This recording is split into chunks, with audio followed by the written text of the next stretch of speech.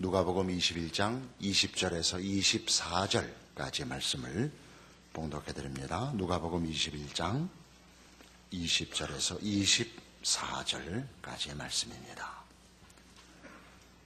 너희가 예루살렘이 군대에게 에워싸이는 것을 보거든 그 멸망이 가까운 줄을 알라. 그때에 유대에 있는 자들은 산으로 도망갈 것이며 성내에 있는 자들은 나갈 것이며 촌에 있는 자들은 그리로 들어가지 말지어다. 이 날들은 기록된 모든 것을 이루는 징벌의 날이니라. 그날에는 아이벤 자들과 젖먹 이는 자들에게 화가 있으리니 이는 땅의 큰 환난과 이 백성에게 진노가 있겠음이로다. 그들이 칼날에 죽임을 당하며 모든 이방에 사로잡혀 가겠고 예루살렘은 이방인의 때가 차기까지 이방인들에게 밟히리라. 우리 누가복음 21장에서 예수님께서 종말에 관한 시간의 계관을 보여주셨습니다. 주님 다시 오시는 최후의 심판의 날까지 세상은 혼란스럽고 재난으로 가득 차 있는 세상이 될 것이다. 그렇게 역사를 계관하셨죠. 우리가 마음속에 가지는 의무는 하나님의 아들이신 예수께서 우리를 구원하기 위하여 이 땅에 오셔서 우리 죄를 위하여 십자가를 지시고 사망 권세를 이기시고 부활하셨는데 어찌하여 이 고난에 가득한 역사를 계속하시는가? 특별히 오늘 우리가 읽은 이 예루살렘의 멸망 전에 믿는 자들에 대한 그 예언도 12절에 보시면 이 모든 일 전에 내 이름으로 말미암아 너희에게 손을 대어 박해하며 회당과 옥에 넘겨주며 임금들과 집권자들 앞에 끌어갈 것이라 라고 해서 믿는 자들의 현실도 고난으로 가득 찰 것을 예언하고 계십니다. 우리는 사실 전적인 은혜로 하나님의 능력으로 허락된 구원이 이렇게 고단한 현실을 견뎌야 한다는 것에 대하여 우리는 사실 의아롭습니다. 그리고 싫습니다. 그리고 오늘 본 본문의 이 예루살렘의 멸망은 그 종말의 시작입니다. 주님 다시 오시는 날까지의 전체적인 역사에 대한 계관이 비관적이었던 그 일의 시작으로 예루살렘의 멸망이 이제 서막을 그 휘장을 열어 젖히는 것입니다. 난리와 난리의 소문, 박해와 슬픔과 비극의 역사가 이제 예루살렘의 멸망으로부터 시작되는 셈입니다. 물론 마태복음은 이 기간이 다만 비관적인 것만은 아니라고 이렇게 얘기합니다. 이 복음이 모든 족속에게 증거되기 위하여 온 세상에 전파되리니 그제야 끝이 오리라 라고 해서 이 종말의 시기가 다만 비극적인 것이 아니라 복음이 전파돼야 되는 참으로 은혜의 시대다 하는 말을 마태복음은 증언하고 있습니다. 그러나 누가복음은 그것까지 다 비관적인 분위기 속에 그 모든 것을 우리에게 가르치고 있습니다. 이사야 9장에 가면 구약성경 977페이지입니다. 예수님이 오시고 하나님의 통치의 승리를 선언하시는 일과 고난에 찬 현실을 이렇게 묻고 있습니다. 이사야 9장 1절입니다. 전에 고통받던 자들에게는 흑암이 없으리로다. 옛적에는 여호와께서 스불론 땅과 납달리 땅이 멸시를 당하게 하셨더니 후에는 해변 길과 요단 저편 이방의 갈릴리를 영화롭게 하셨느니라. 흑암에 행하던 백성이 큰 빛을 보고 사망의 그늘진 땅에 거주하던 자에게 빛이 비치도다. 주께서 이 나라를 창성하게 하시며 그 즐거움을 더하게 하셨으므로 추수하는 즐거움과 탈취물을 나눌 때의 즐거움 같이 그들이 주 앞에서 즐거워하오니 이는 그들이 무겁게 맨 멍에와 그들의 어깨의 채찍과 그 압제자의 막대기를 주께서 꺾으시되 미디안의 날과 같이 하셨음이니이다. 어지러이 싸우는 군인들의 신과 피 묻은 겉옷이 불에 섭같이 살라지리니 이는 한 아기가 우리에게 낳고 한 아들을 우리에게 주신 바 되었는데 그의 어깨에는 정사를 메었고 그의 이름은 기묘자라 모사라 전능하신 하나님이라 영전하시는 아버지라 평강의 왕이라 할 것임이라. 그 정사와 평강의 더함이 무궁하며 또 다윗의 왕좌와 그의 나라에 군림하여 그 나라를 굳게 세우고 지금 이후로 영원히 정의와 공의로 그것을 보존하실 것이라. 만군의 여호와의 열심히 이를 이루시리라.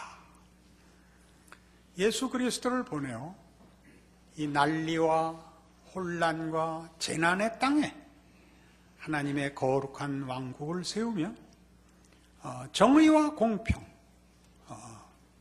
평화와 행복을 허락하시겠다고 약속하십니다. 그리고 그 일은 하나님의 의지로 만군의 여호와의 열심히 이를 이루시리라 라고 못 박아 놓았습니다. 그럼에도 불구하고 이사야 9장 17절에 가면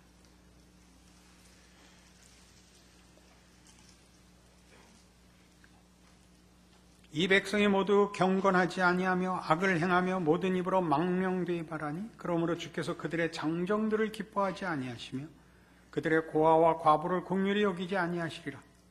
그럴지라도 여호와의 진노가 돌아서지 아니하며 그의 손이 여전히 펴져 있으리라. 저들을 징벌하고 나서도 여전히 진노가 계속되리라. 그런 강화법입니다. 대저 악행은 불타오르는 것 같으니 꽃찔레와 가시를 삼키며 빽빽한 수포를 살라 연기가 위로 올라가게 함과 같은 것이라. 만군의 여호와의 진노로 말미암아 이 땅이 불타리니 백성은 불의 섭과 같을 것이라. 사람이 자기의 형제를 아끼지 아니하며 오른쪽으로 움킬지라도 줄이고 왼쪽으로 먹을지라도 배부르지 못하여 각각 자기 팔에 고기를 먹을 것이며 므낫세는 에브라임은 므낫세를 먹을 것이요 또 그들이 합하여 유다를 치리라. 그럴지라도 여호와의 진노가 돌아서지 아니하며 그의 손이 여전히 펴져 있으리라. 무시무시한 경고입니다. 이사야는 유대 말기에 등장한 하나님의 선지자입니다. 남왕조 유다가 하나님을 제대로 섬기지 않고 배신하여 자기 멋대로 사는 데 대한 하나님의 징벌을 예언한 선지자입니다. 너희가 망할 것이라. 너희 나라가 하나도 남김없이 망할 것이라. 그러나 내가 내 아들을 보내어 하나님 나라를 완성하리라. 그러니까 그 진노와 심판의 예언 속에 등장하는 것입니다. 너희들이 잘못했지만 결국 내 아들을 보내어 너희를 정결케 하며 은혜로 구원할 것이라. 그러나 처음에 예언했던 하나님의 진노는 여전히 계속되리라. 이렇게 되는 셈입니다. 같은 이사야 11장에 가도 동일한 내용의 얘기가 나옵니다.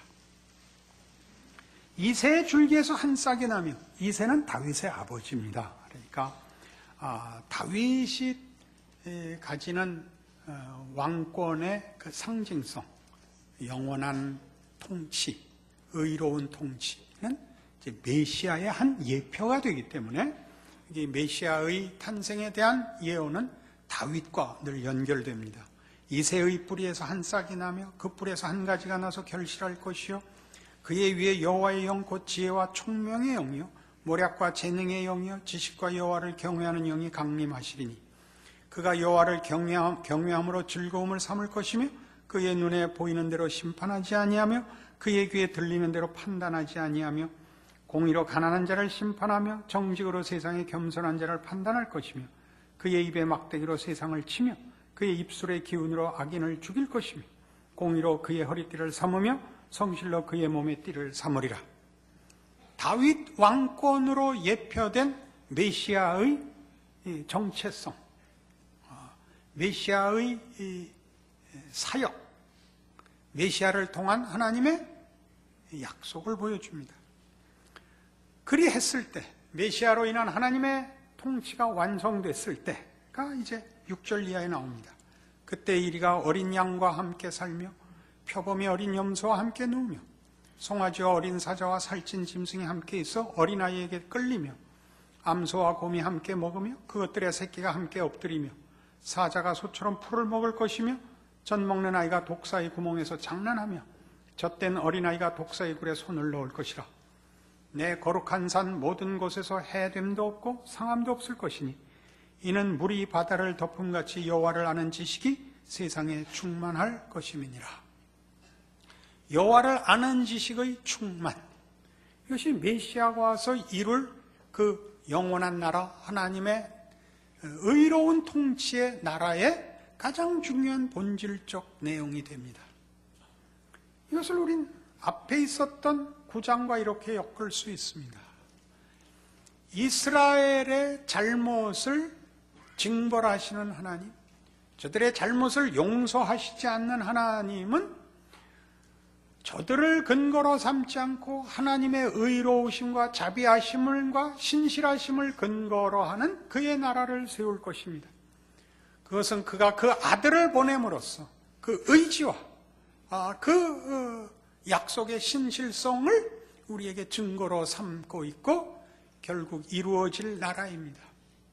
그러나 그러기 위하여 다만 하나님의 은혜와 능력이라는 것이 그의 나라를 환경적으로 천국을 만들어 하나님이 붙든 자들을 거기에 옮겨 놓는 것이 아니라 그 나라는 환경적이기보다 하나님의 통치를 받는 자들의 항복, 여호와를 아는 지식의 충만이라는 것으로 채워질 나라이기 때문에 심판이라는 것은, 하나님의 진노라는 것은 하나님이 가지는 구원과 약속된 영원한 나라의 백성들을 향하여 하나님이 적당히 타협하여 그 수를 채우지는 않겠다라는 하나님의 선언인 것입니다.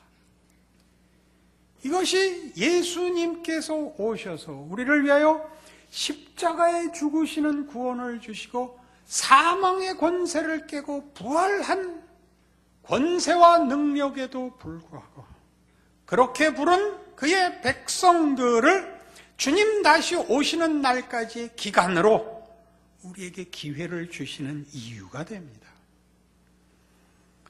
세상의 헛된 것과 거짓된 것과 하나님이 누구시냐를 함께 놓고 경험하고 생각하고 선택하고 후회하고 실패하고 돌아서는 시간을 주어 하나님은 하나님의 백성에 대하여 다만 소원이나 들어주고 필요나 채워주는 수단으로 격화되는 것을 참지 않겠다라고 말씀하시는 것입니다. 선지자들이 활동했던 구약의 남북 왕조 시대에는 가장 큰 이스라엘과 유다의 범죄는 우상이었습니다. 우상은 하나님을 믿어야 하는 백성들이 하나님 아닌 것을 믿었다 하는 이렇게 간단한 이분법적 문제가 아닙니다. 우상이란 결국 자기가 만든 신을 소유하는 것을 말합니다. 자기가 만든 신. 인간이 자기가 소원하고 자기가 원하는 것으로 제한된 정도의 하나님으로는 하나님은 결단코 우리와 타협하지 않겠다. 이것이 이것이 하나님의 진노가 여전한, 그리고 종말이라는 시대에 우리에게 허락된 시간과 기회의 이유입니다. 그 유명한 요한복음 14장 6절에 의하면 내가 곧 길이요 진리요 생명이니 나로 말미암지 않고는 아버지께로 올 자가 없느니라 라는 예수 그리스도로 말미암는 기독교 신앙의 배타성이 거기 선언됩니다. 예수 그리스도의 유일성이 확인됩니다. 이 배타성과 유일성은 여러 선택들 중에 예수만이어야 된다라는 여러 개 중에 하나가 아닙니다. 여러 개는 없다는 거죠. 인간이 선택해야 되는 하나님, 하나님의 부름에 응해야 되는 기독교 신앙은 하나님이 인간의 모든 것으로 충분해야 한다는 것이죠. 하나님은 그리하시겠다는 겁니다. 우리가 소원하고 우리가 필요로 하는 정도로 타협하는 하나님이 아니라 하나님이 목적하시고 뜻하는 것으로 채워져야 하는 인간, 선택의 차이가 아니라 수준의 차이입니다. 우리 보통 현실적으로 하는 얘기, 하나님, 제가 욕심내서 기도하는 것이 아니라 남들에게 손가락질 받지 말고 꾸지 말고 구워주는 자가 되는 정도. 하나님, 제가 원하는 거 이렇게 겸손한 최소한의 기도입니다. 그거 하나님 화해하지 않겠다는 겁니다. 난 그 정도의 하나님으로는 너의 하나님 되지 않겠다. 이 세상이 가지는 현실적 위협, 현실적 필요와 대비하여 인간이 육체를 가지고서 그 이상 저항할 수 없는 죽음, 고통, 배반, 비극 이라는 것을 넘어서는 항복, 그리고 내가 너를 인도하고 너에게 나를 알리고 너희에게 요구하겠다. 이것이 종말입니다. 모든 신자가 사는 인생이지요. 골로새서 1장에 가보실까요? 신약성경 323페이지 골로새서 1장 18절입니다. 그는 몸인 교회의 머리시라. 그가 근본이시요 죽은 자들 가운데서 먼저 나신 이시니 이는 친히 만물의 으뜸이 되려 하시며 아버지께서는 모든 충만으로 예수 안에 거하게 하시고 그의 십자가의 피로 화평을 이루사 만물과 땅에 있는 것들이나 하늘에 있는 것들이 그로 말미암아 자기와 화목하게 되기를 기뻐하심이라. 전에 악한 행실로 멀리 떠나 마음으로 원수가 되었던 너희를 이제는 그의 육체의 죽음으로 말미암아 화목하게 하사 너희를 거룩하고 흠없고 책망할 것이 없는 자로 그 앞에 세우고자 하셨으니 만일 너희가 믿음에 거하고 토 위에 굳게 서서 너희 들은 바 복음의 소망에서 흔들리지 아니하면 그리하리라. 이 복음은 천하 만민에게 전파된 바요 나 바울은 이 복음의 일꾼이 되었노라. 이 복음은 무엇과 다릅니까? 이 복음은 율법과 다릅니다. 잘잘못에 기준하여 섬기는 하나님이 아니라 예수 그리스도를 보내어 확인시킨 하나님을 믿을 것에 관한 것입니다. 구약을 꼭 그렇게 이분법으로 대조할 수는 없지만 율법으로 대표된 구약에서의 하나님의 설명은 어쨌든 도덕성에 관한 것이고 윤리성에 관한 것이고 종교성에 관한 것이었습니다.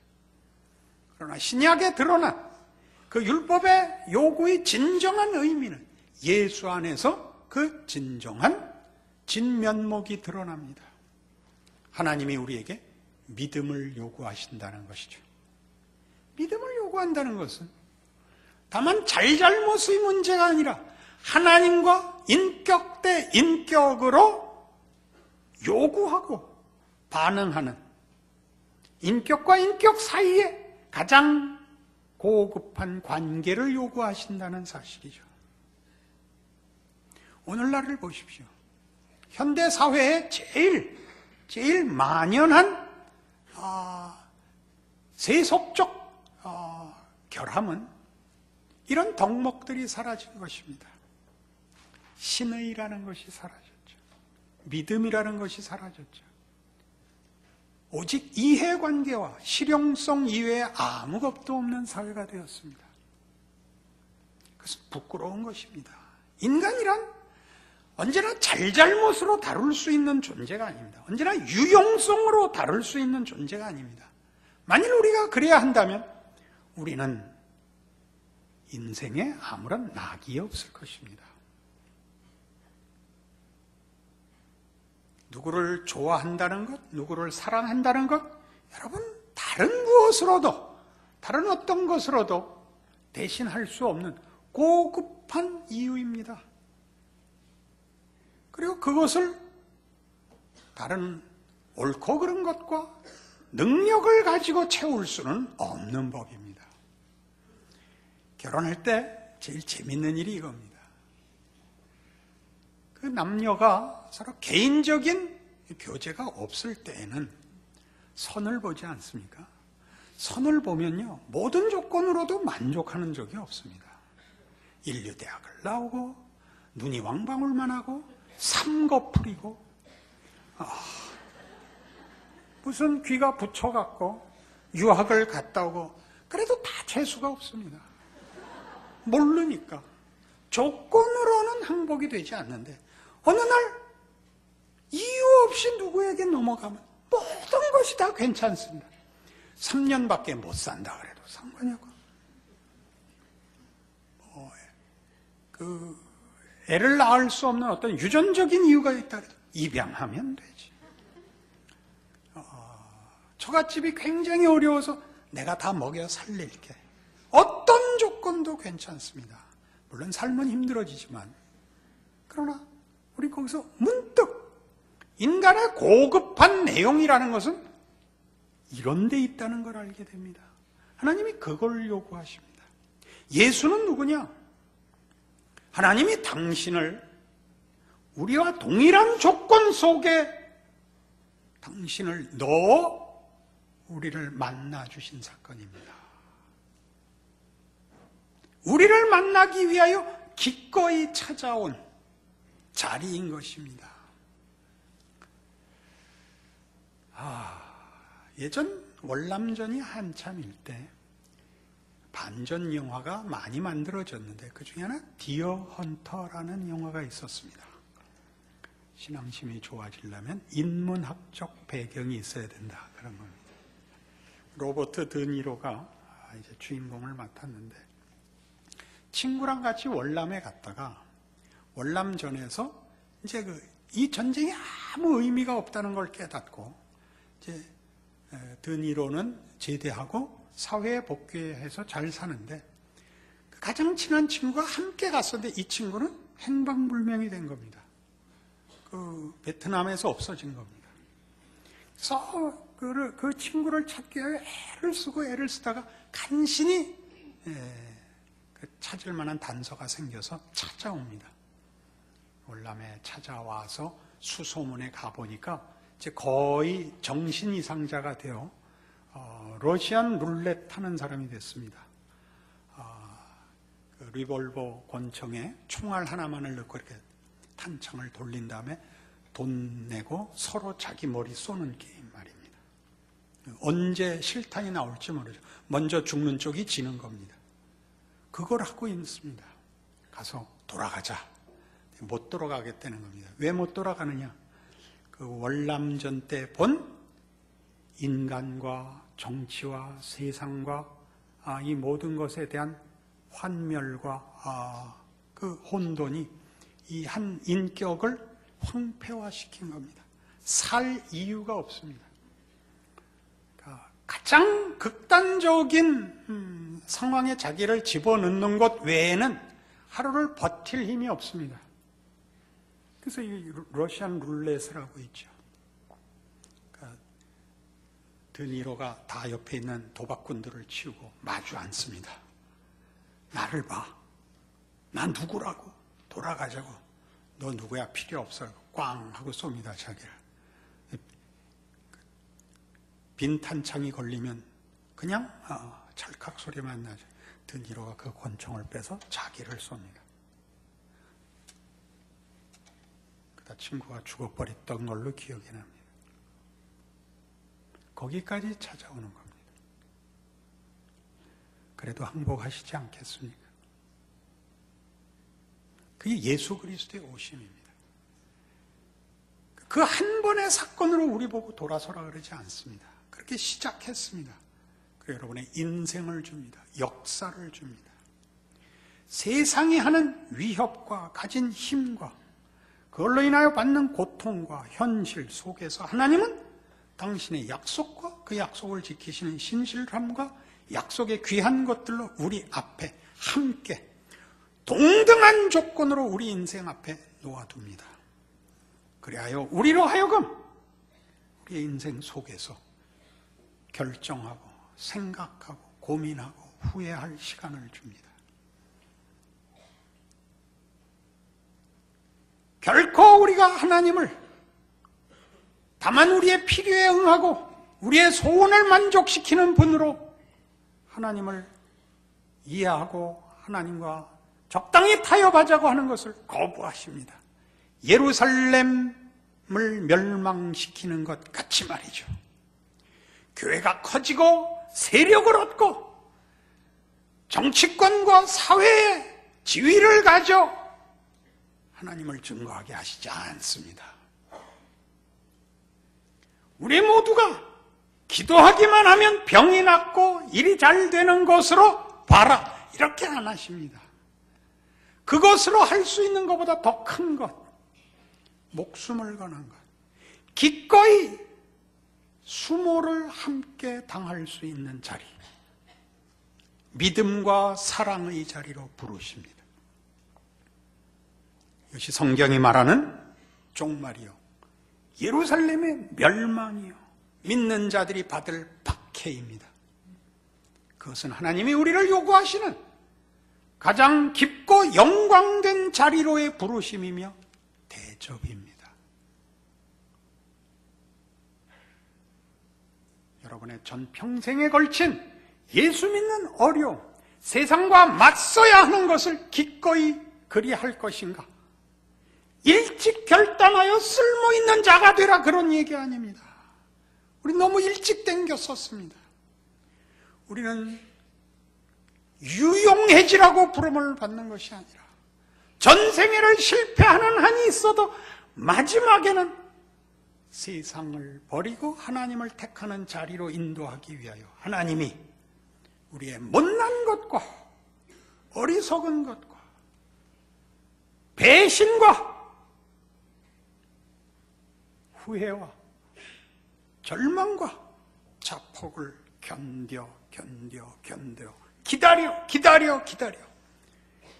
여전한 진노로 그건 아니다, 저 약 먹고 죽습니다, 죽어라, 먹어라, 뛰어내려라, 다시 살려내서 한 번 더 해보자, 그렇게 가는 게 신자된 자의 인생입니다. 그것이 우리가 살고 있는 종말입니다. 하나님이 일하시는 시간들입니다. 무섭게 요구하는 하나님의 진심의 그 진노의 손이 결단코 움츠러들지 않는 기회입니다. 하나님의 부르심 앞에 정당하게 생각하시고 고민하시고 반응하시는 여러분의 인생 되시기를 바랍니다. 기도하십시다. 하나님 아버지 은혜를 감사합니다. 하나님의 일하심이 여전하시며 그 아들을 내어주신 바로 그 사랑으로 지금 일하고 계심을 확인합니다. 그러니 우리도 정신 차리고 깨어있어 하나님의 일하심 앞에 자신을 세우게 하여 주시옵소서. 세상을 이기고 헛되고 거짓된 것을 벗어나 하나님이 부르시는 영광과 자랑의 인생을 살게 하옵소서. 하나님을 아버지라 부르는 인생을 넉넉히 살아갈 믿음과 결심을 주시옵소서. 예수님 이름으로 기도합니다.